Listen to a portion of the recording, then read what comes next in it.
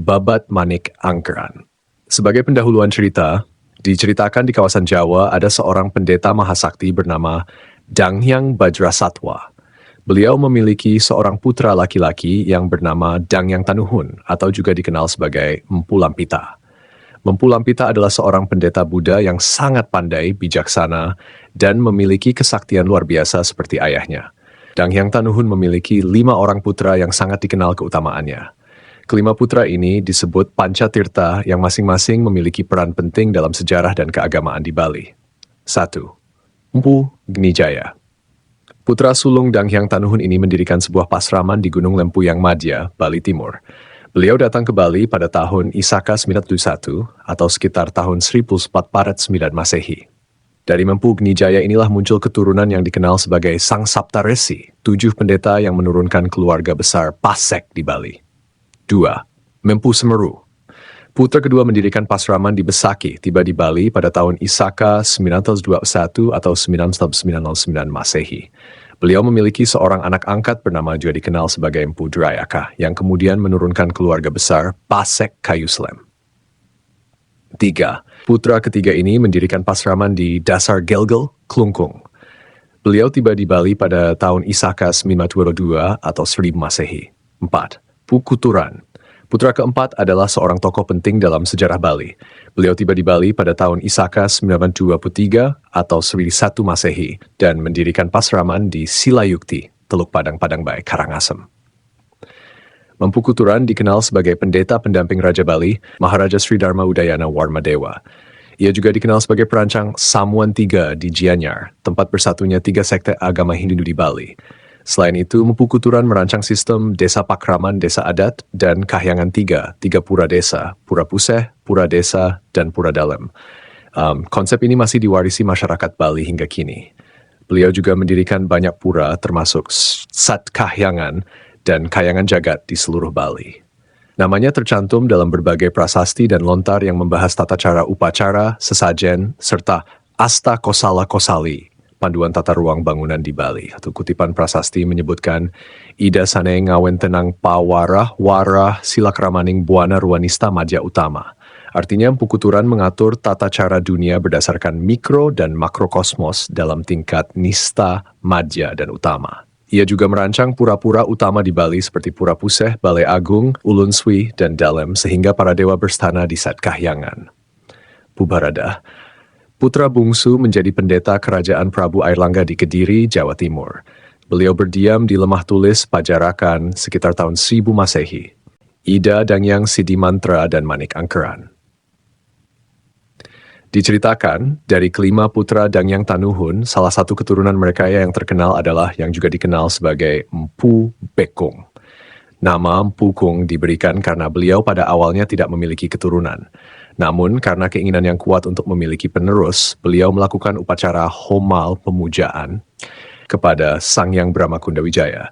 Kesaktian dan doa yang dipanjatkan oleh Mpu Bekung akhirnya terkabul. Dari api homa tersebut muncul sebuah manik besar yang bersinar terang, diikuti dengan kehadiran seorang bayi yang berasal dari api tersebut. Bayi ini kemudian diberi nama Bang Manik Angkeran. Makna nama ini, Bang berarti merah, melambangkan warna api tempat ia dilahirkan. Manik berarti permata, menggambarkan wujud pemberian ilahi. Merujuk pada keangkeran kesakralan doa dan pemujaan ayahnya yang makbul. Dengan kelahiran putra ini, Danghyang Sidimantra merasa sangat bahagia. Ia mencurahkan kasih sayang dan perhatian sepenuhnya kepada Manik Angkeran. Segala keinginan putranya selalu dipenuhi, tanpa pernah menolak. Kehidupan remaja Manik Angkeran. Ketika Manik Angkeran beranjak remaja, jalan hidupnya mulai berubah. Ia dikenal sebagai seorang pemuda yang gemar berjudi dan jarang tinggal di rumah. Kemanapun ada perjudian, di sanalah ia berada. Namun, sayangnya, ia hampir selalu mengalami kekalahan, hingga seluruh harta ayahnya habis untuk membiayai kebiasaan buruknya itu. Kehilangan ini membuat Danghyang Sidimantra merasa sedih dan khawatir. Ia sering pergi mencari Manik Angkeran ke desa-desa, bertanya kepada setiap orang yang ditemuinya tentang keberadaan putranya. Namun, pencariannya selalu berakhir tanpa hasil. Pertemuan dengan Ida Sangyang Basuki. Setelah lama mencari, Danghyang Sidimantra akhirnya tiba di kawasan Gunung Agung. Di sana beliau merasa lelah dan memutuskan untuk bermeditasi. Dalam meditasinya, beliau memuja Sang Yang Nagaraja, penguasa Gunung Agung, sambil membunyikan genta sucinya yang bernama Ki Brahmara. Kekuatan mantra dan genta sakti itu akhirnya mengundang perhatian Ida Sang Yang Basuki yang keluar dari guanya dan berkata, "Ah, Pu Bekung yang datang. Apa keinginanmu memuja saya? Katakanlah segera agar saya dapat membantumu." Dang Yang Siddhimantra menjawab, "Singgih, Pukulun Sang Yang, saya memiliki seorang anak yang tidak pernah pulang ke rumah. Sudah lama saya mencarinya, tetapi belum juga ditemukan. Jika ia masih hidup, saya memohon kepada Sang Yang untuk memberitahu keberadaannya." Ida Sang Yang Basuki dengan sukacita menjawab, "Ah, Empu, janganlah bersedih hati. Putramu masih hidup dan berada di desa-desa, berjudi dan bermalam di sana. Saya akan menarik jiwanya agar segera kembali kepadamu. Namun, sebagai imbalan, saya meminta sari susu lembu." Setelah mendengar permintaan itu, Dang Yang Siddhimantra pulang ke rumahnya. Ketika tiba di Griya, ia mendapati Manik Angkeran telah kembali. Dengan rasa bahagia, ia menasihati putranya, "Anakku, jangan lagi mengulangi perbuatan yang menyusahkan ini. Ayah mencarimu keluar masuk desa, tetapi tidak pernah menemukanmu." Manik Angkeran menjawab, "Singgih ayahanda, janganlah marah kepada saya. Saya akan mendengarkan nasihat ayah karena saya ingin menjadi putra Brahmana yang baik." Permintaan susu untuk Sang Yang Basuki. Setelah menasihati putranya, Dang Yang Siddhimantra mengingat permintaan Sang Yang Basuki. Ia segera mempersiapkan susu lembu dan kembali ke Tolangkir sambil membawa genta sucinya.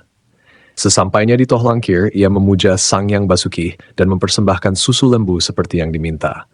Ida Sang Yang Basuki keluar dari guanya dalam wujud ular naga yang besar dan agung. Setelah meminum susu itu, ia berkata, "Ambillah emas yang telah saya berikan sebagai tanda terima kasih. Gunakanlah sebaik-baiknya." Dang Yang Siddhimantra membawa emas itu pulang ke rumah.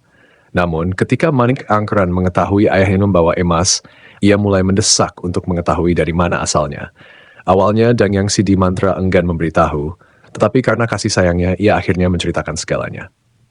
Setelah mengetahui asal emas dari Tolangkir, Manik Angkeran mulai menyusun rencana. Ia berpikir bahwa dirinya juga bisa mendapatkan emas dari Ida Sang Yang Basuki. Diam-diam, ia mengambil genta sakti milik ayahnya, Ki Brahmara, membawa susu lembu dan menyelipkan pedang bernama Ki Gepang sebelum menuju Tolangkir. Setibanya di sana, seperti yang dilakukan ayahnya, Manik Angkeran duduk, bermeditasi, dan membunyikan genta Ki Brahmara sambil memuja Ida Sang Yang Basuki. Suara genta sakti itu segera membangunkan Sang Yang Basuki yang keluar dari guanya dalam wujud naga besar. Ia bertanya, "Ah, siapa yang datang ini? Katakan segera apa yang kamu inginkan." Manik Angkeran menjawab dengan penuh hormat, "Singgih, Pukulun Sang Yang, saya adalah Manik Angkeran, putra Dang Yang Siddhimantra. Saya datang untuk menghaturkan susu lembu dan memohon petunjuk dari Paduka." Sang Yang Basuki merasa senang dan dengan wujud naganya meminum susu yang dipersembahkan oleh Manik Angkeran. Setelah selesai, ia bertanya, "Apa yang kamu inginkan, Sang Bang? Sebutkanlah apapun yang kamu minta akan saya berikan." Manik Angkeran menjawab, "Hamba memohon emas untuk modal berjudi. Nasib hamba selalu sial dan kalah setiap hari." Sang Yang Basuki dengan kemurahan hatinya memberikan sebutir emas sebesar kelapa kepada Manik Angkeran. Ia pun berkata, "Ambillah emas ini, tetapi ingat, jangan serakah, pulanglah segera." Manik Angkeran dengan penuh sukacita menerima emas itu dan memohon diri untuk pulang. Namun sifat tamak dalam dirinya muncul kembali. Ia tergoda oleh kemilau emas di ekor naga Sang Yang Basuki yang dihiasi permata besar berwarna merah bagaikan ratna manikam.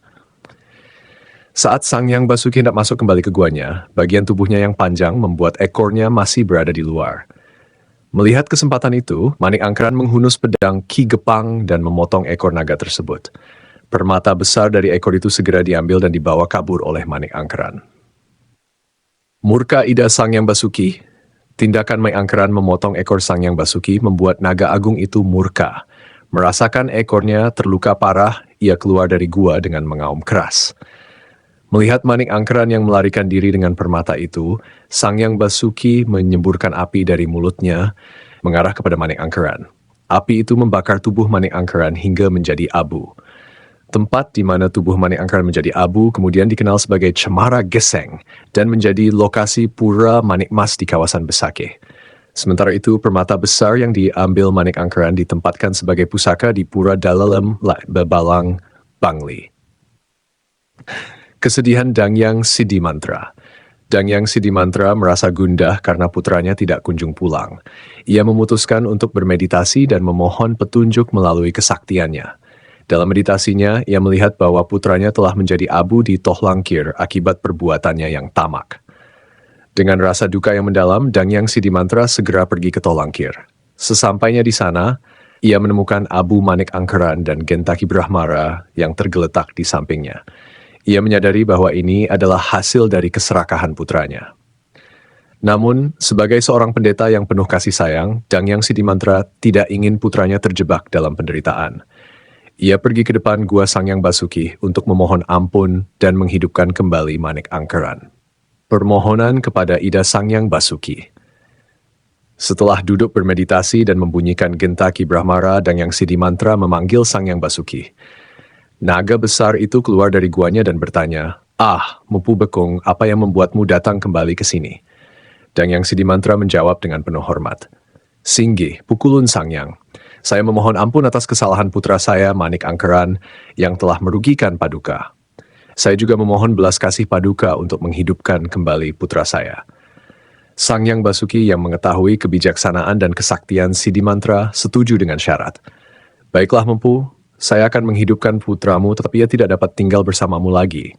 Ia harus menjalani kehidupan baru di tempat lain." Setelah itu, Sangyang Basuki menggunakan kesaktiannya untuk menghidupkan kembali Manik Angkeran. Ketika Manik Angkeran bangkit dari abunya, Dangyang Siddhimantra memberikan nasihat terakhir kepada putranya. "Anakku, jadikan pengalaman ini pelajaran berharga. Tinggalkan sifat tamak dan hiduplah dengan bijaksana." Manik Angkeran kemudian meninggalkan ayahnya dan memulai kehidupan baru. Makna kisah Manik Angkeran.